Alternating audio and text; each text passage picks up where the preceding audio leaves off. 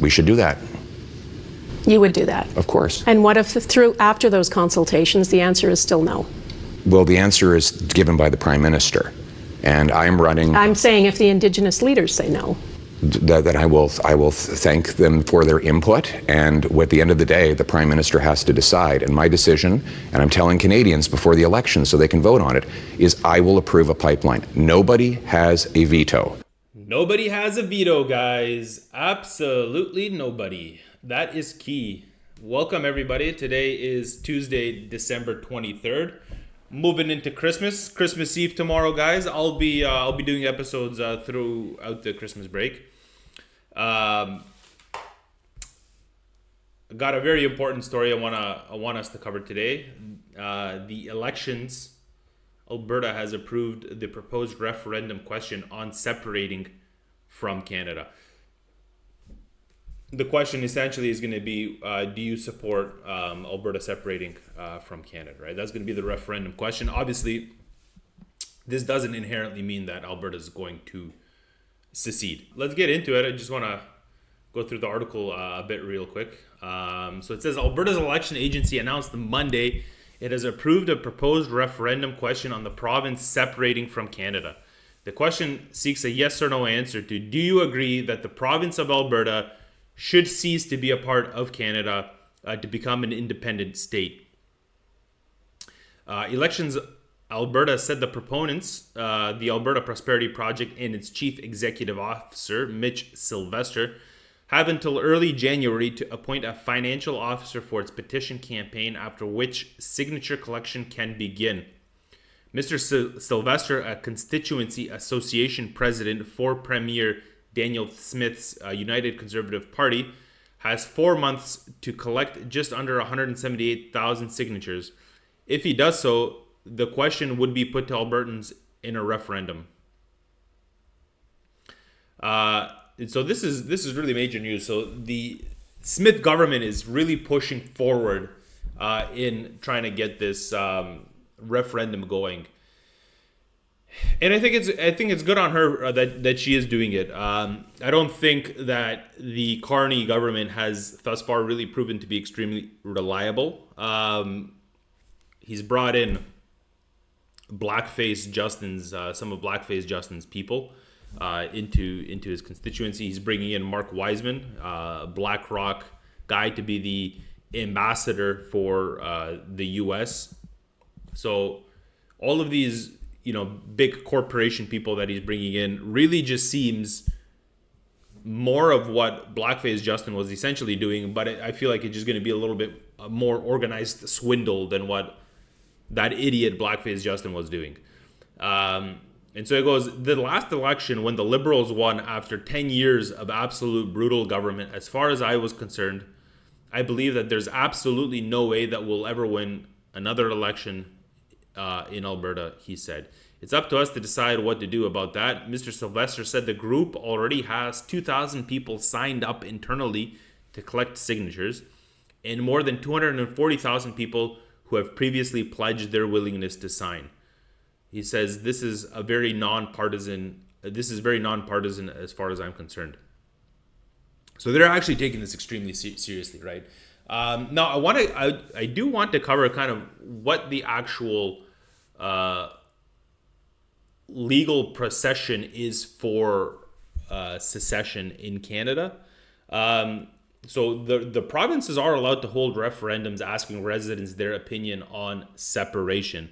That doesn't actually legally mean that the provinces can unilaterally secede from Canada, even if the referendum is a win, right? But they are political signs. They're extremely serious political discontent signs, right? But it's not a legal exit. And so I'm going to paraphrase this a bit, but the Constitution essentially, it doesn't provide a mechanism for unilateral provincial secession.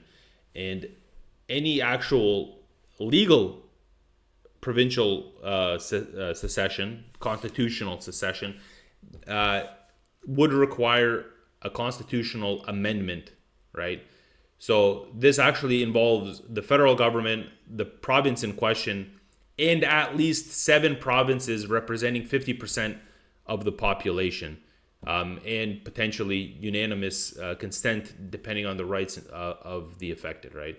So that's a pretty big ask, to be honest, because around like 50% of the population lives in southern Ontario if you extend it up to Montreal, right? So that might be a little difficult. Getting 7 provinces might be easier, but maybe not, to be honest. So it's they really made it difficult on purpose. Obviously, you don't want to keep federal unity. You don't want your disgruntled province to be able to legally leave that easily. How they're gonna do this?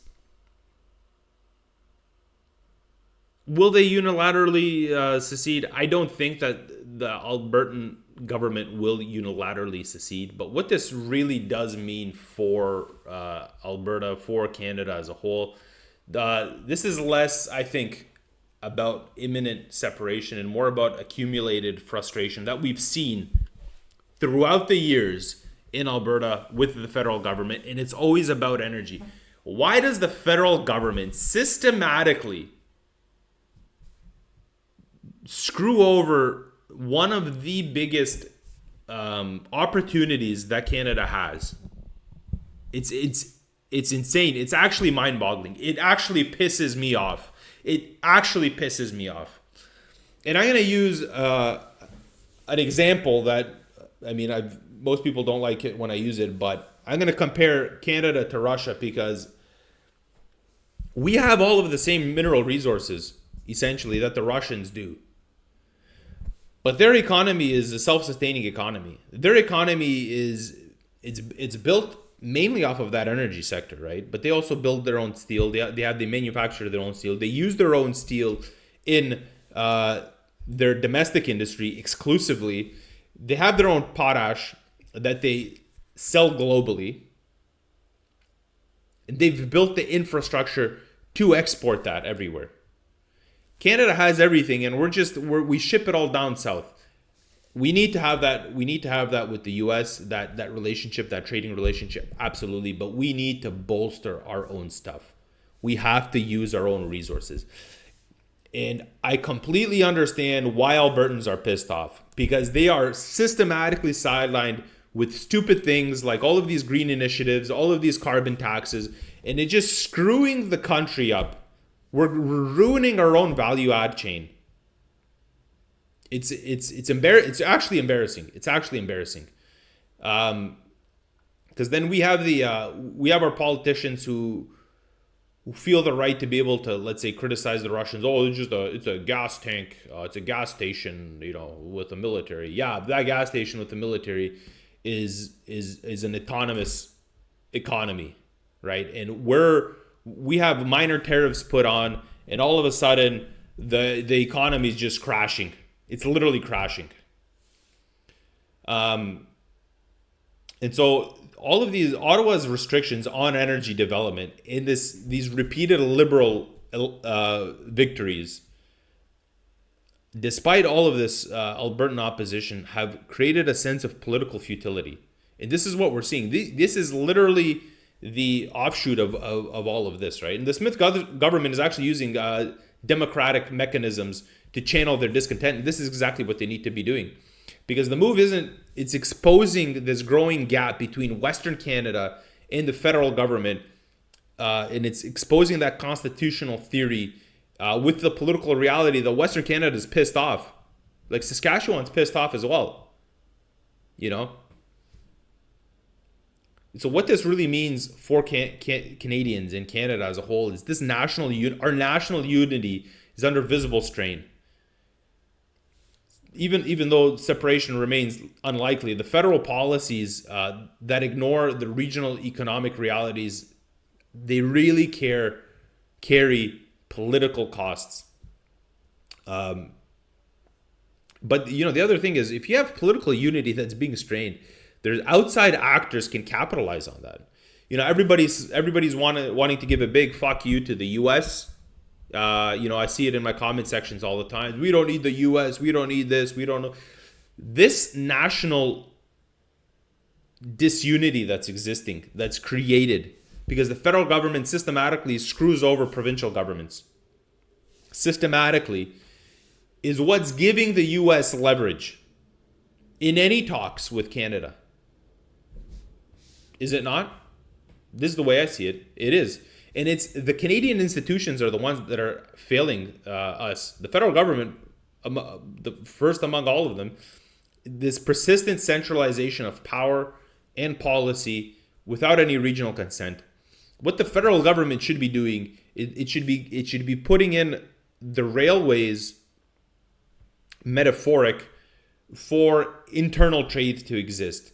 It should be putting in the systems in place so that the provinces can support each other economically, so that Ontario steel mills can support British Columbian manufacturers or Alberta manufacturers or wherever there's potential for any kind of steel production to be going on. That should happen. That support system should exist. Albertan oil should be going west and it should be going east, and we should be supporting our own supply chain. We should also be refining our own oil. We should be creating our own motor oil instead of selling it to the US and then buying back a finished product into Canada. That doesn't make any fucking sense. It literally doesn't make any sense. And so what I really want to this is completely my opinion. This is completely my opinion. And I want to close with my holistic opinion on this situation is that this referendum, it's not so much about Alberta leaving Canada. That is what obviously what they're asking the constituents to do. But I think this is a wider political play. Chess master Smith, essentially, that she's playing, and treating it as an actual secession movement. I think it's missing the point. I think what's really happening here is that she's recalibrating leverage. We have the memorandum of understanding signed, yes, but it doesn't actually mean anything. It doesn't mean that ground is going to be broken. It's a promise, right? So what do you want to do? You want to push that promise into play. That's one thing, right? So Alberta is using these tools, these democratic tools, one of the only ones that it has left, to remind Ottawa that unity within Canada is not automatic. And the pressure isn't always from Quebec. The pressure can also come from Western Canada. It can come from Alberta. Why not? Why not? And I think that Premier Smith, she's getting wins, several of them, by doing this, right? So by doing this referendum, her constituents are going to feel heard, right? There's been years of frustration over energy policies, the federal elections that feel meaningless in Alberta, and there's consistently stalled infrastructure. They're getting an outlet to cry, to say, fuck no, absolutely, we don't want to be a part of Canada. If we could secede, we would secede tomorrow. And that voice has such political weight internally that it's going to make the federal government stop, 100%. And it's going to strengthen her position within the federal framework, but also in Alberta. She is actually bolstering her position, right? And as you saw in the article itself, the Sylvester guy, he said that this is a bipartisan issue in Alberta, so everybody feels this way.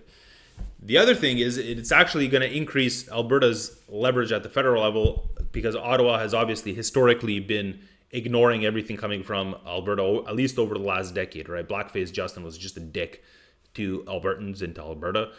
Carney, he's playing a game, right? And I mentioned this in an earlier episode. I think that Danielle Smith is playing 5D chess, and I think that Carney is playing regular chess. But he's playing chess. He's trying to appease the Albertans, right? The episode was in Secession. I did it a couple weeks back. But the main thing here is the crazy political leverage that's going to be gained here is if the political turmoil in Quebec capitalizes, because we're seeing in Quebec, the Liberals have had have had a change in representation. Rodriguez is leaving for these bribe accusations. So their political clout is dampening. The CAQ is also in a terrible fucking spot because they've just ruined Quebec's healthcare system. They're just a healthcare catastrophe in Quebec. I literally don't know how anybody's getting healed in the province. And so this is actually bringing up the Bloc Québécois into the forefront again, because why would we vote for anything federalist if all they've been doing is screwing up the province? And they really have. So if the Bloc wins, if the Bloc Québécois wins, and this referendum vote happens, and it's a yes, the Bloc Québécois is going to do the same thing. This is going to be a catastrophe for the federal government. It will literally be a catastrophe for the federal government. They won't be able to do all of their globalist agenda bullshit that they're trying to pull, especially with Mark Wiseman coming in as the U.S. ambassador. And I think the third and final actual pressure point is the actual pipeline issue, right? And I think it's the main issue. It's Alberta's lifeline, essentially. That this is the Albertan economy by and large, right? But it's the third part. I think it's how you shoot home the economic part of it, right? You have to get that political pressure built up enough that it can't be avoided, that you have to support the economy in the way it needs to be supported, right? And so by letting this referendum move forward, the Smith government is actually reframing pipelines as a national unity issue, not just an energy debate. You guys want national unity? Get the fucking pipeline made. Get the fucking pipeline made. We're not doing this shit anymore. That is literally what Danielle Smith is saying. This is what Albertans are going to be saying. We're not doing this shit anymore. And it's not moral persuasion, right? It's incentive realignment. And Ottawa isn't being convinced. They're being pressured. This is my opinion. I think this is the way I see things, right? And, secession movements, they emerge because they don't emerge because people want chaos. They emerge because there is chaos, because people aren't being heard, because it's not Alberta's rejecting Canada, it's Canada rejected Alberta, right? The onus is on the federal government and on the BC NDP socialist commie fucking losers, EB over there, trying to veto things. There's no vetoing. This is a national security issue. Energy, absolutely. Tell me what you guys think in the comments below. My name is Miloš Krajčnik. Stay informed, stay curious, and God bless Canada. This is Canada. Maple syrup and